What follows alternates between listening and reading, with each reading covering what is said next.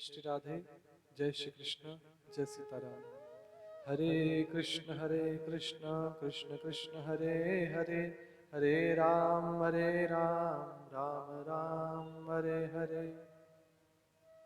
कलयुग का वर्णन श्रीमद् भागवत जी के द्वादश स्कंद में सुखदेव जी महाराज ने राजा परीक्षित को कलयुग का वर्णन सुनाया है। 4 युग होते हैं, सतयुग, त्रेता युग, द्वापर युग और कलयुग।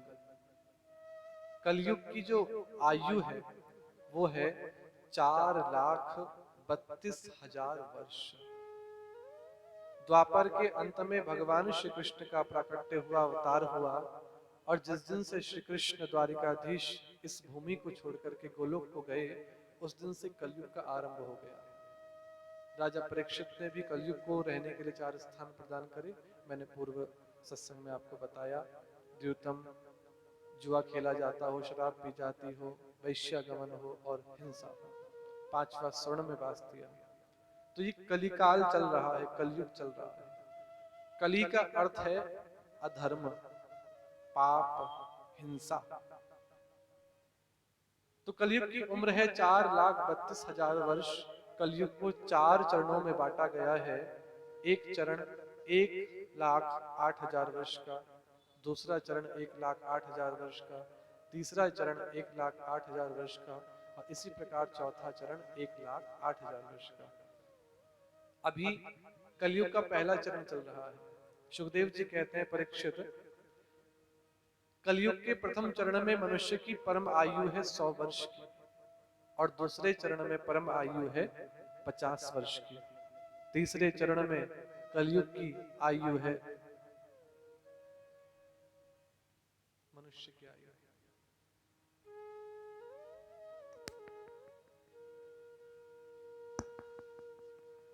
कलयुग के प्रथम चरण में मनुष्य की परम आयु है 100 वर्ष की। कलयुग के दूसरे चरण में मनुष्य की परम आयु है 50 वर्ष की, और कलयुग के तीसरे चरण में मनुष्य की परम आयु 25 वर्ष की, और कलयुग के चौथे चरण में मनुष्य की परम आयु मात्र 12.5 वर्ष की। घोर कलयुग तो वो होगा जब 10 साल का मनुष्य दादा बनेगा, पिता भी नहीं, दादा। और ये सब मात्र 10 साल और 12.5 साल के अंतर्गत ही हो जाएगा। सोचिएगा, इस छोटी सी उम्र में कब पढ़ने जाएगा, कब नौकरी करेगा, कब बच्चे होंगे, कब बच्चों के बच्चे होंगे, सब कुछ 12.5 वर्ष के अंतर्गत।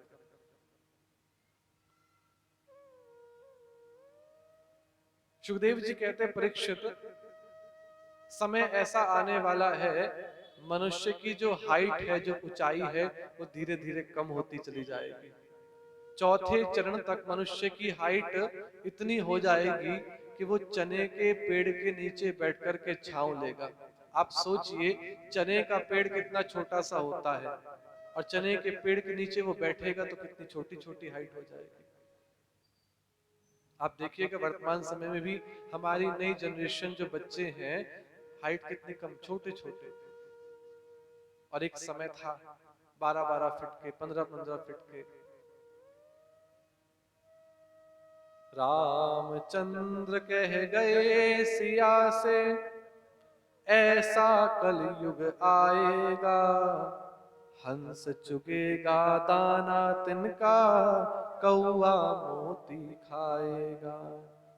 धर्म भी होगा, कर्म भी होगा, शर्म परंतु नहीं होगी, बात बात पे मात पिता को बेटा आंख दिखाएगा। मंदिर सूना सूना होगा, भरी रहेगी मधुशाला, पिता के संग भरी सभा में नाचेगी घर की बाला। कैसा कन्यादान पिता ही कन्या का धन खाएगा, हंस चुगेगा दाना तिनका, कौआ मोती खाएगा। बोले, कलयुग में लगातार 100-100 वर्षों तक सूखा पड़ेगा, और लगातार 100-100 वर्षों तक आंधी चलेगी। ऐसा समय आने वाला है, अभी तो कुछ भी नहीं है।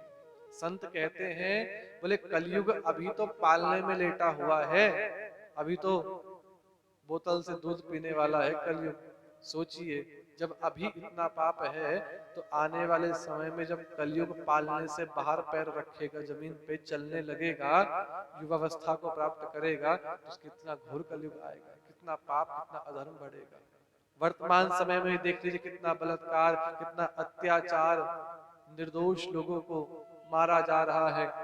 श्रीमद् भागवत में वर्णन है कि वैवाहिक जीवन में एक दूसरे की स्वीकृति ही पर्याप्त होगी, अर्थात शादी के लिए वैवाहिक जो वैदिक पद्धति है, यज्ञ इत्यादि कोई नहीं मानेगा, बस कोर्ट में जाकर के सिग्नेचर हो गई शादी।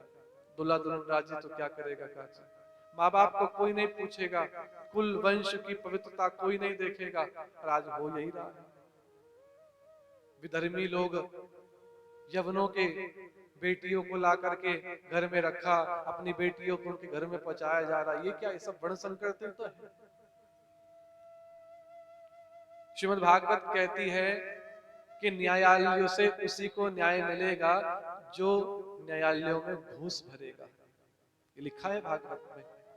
और सीधे साधे लोगों को, भक्तों को कोई नहीं पूछेगा, जो जितना पाखंड कर सकेगा, जितना फैलावा कर सकेगा, उसको उतना बड़ा संत समझा जाएगा।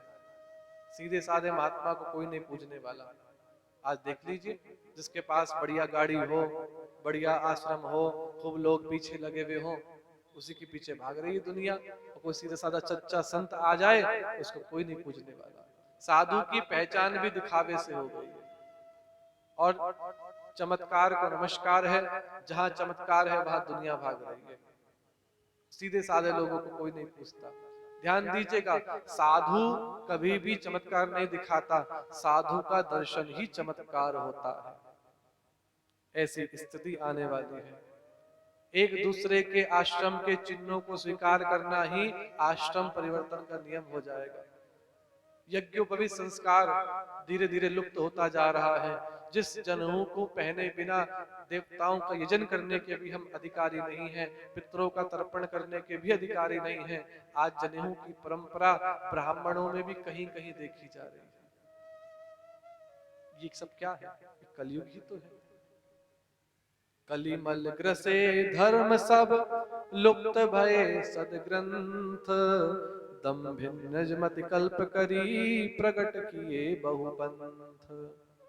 बोले गली गली, मोहल्ले मोहल्ले में नए नए संप्रदाय शुरू हो जाएंगे, धर्म शुरू हो जाएंगे, गली गली मोहल्ले मोहल्ले में भगवान के अवतार होने लगेंगे। राम कृष्ण को कोई नहीं मानेगा, शिव को कोई नहीं मानेगा, अपने नए भगवान मान करके पूजेंगे, लोगों को पुजवाएंगे। जिसका वर्णन किसी धर्म ग्रंथ में नहीं है, उनको पूजा जा रहा है। अपने मन मर्जी से संप्रदाय बना करके चलाए जा रहे हैं, और हम जैसे लोग पागल हुए जा रहे हैं। अरे जो मूल संप्रदाय हैं, मूल भगवान तक पहुंचने के जो रास्ते हैं, अपने जो मूल ग्रंथ हैं, उनको तो पूजो, उनको तो पढ़ो। वेदादि शास्त्र को कोई नहीं पढ़ता, गीता रामायण भागवत को कोई नहीं पढ़ता, पतली पतली किताबें बाजार में आ जाती, बस उसी को ही सब कुछ मान करके पढ़ने लगते हैं, उसी को पूजने लगते हैं। हमारे संत कहते हैं, जिस किताब की अनुक्रमणिका में, इंडेक्स में हमारे रामकृष्ण को भगवान के रूप में स्वीकार नहीं किया गया, वो ग्रंथ, वो किताब हमको पढ़नी ही नहीं है। अरे जिसने हमारे भगवान को ही भगवान नहीं माना, उनको महापुरुष मानता है, उसको साधारण व्यक्ति मानते हैं, ऐसे संप्रदाय के ग्रंथों को पढ़ने से और भ्रम उत्पन्न होगा, संदेह उत्पन्न होगा। अभी बाजार में आप नाम नहीं लेंगे किताब का, फ्री ऑफ कॉस्ट किताब बांट रहे हैं लोगों को। उसमें क्या है? बोले राम कृष्ण शिव के गुरु कौन है, ब्रह्मा विष्णु महेश की माँ कौन है, देवी को उत्पन्न करने वाला कौन है। व्यर्थ के प्रश्नों के द्वारा हमारे ही धर्म के लोगों को भटकाया जा रहा है। गलती उनकी भी नहीं है, गलती हमारी है, क्योंकि हमने अपने शास्त्र पढ़े तो है नहीं, जिस कारण से हम लोग भ्रमित हो रहे हैं।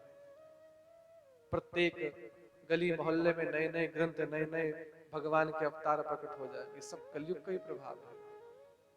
सुखदेव जी कहते हैं, परीक्षित दूसरे के तालाब को तो तीर्थ समझेंगे, लेकिन अपने जो तीर्थ हैं हरिद्वार काशी इत्यादि में कोई नहीं जाएगा, कोई उनको पूजने वाला नहीं है।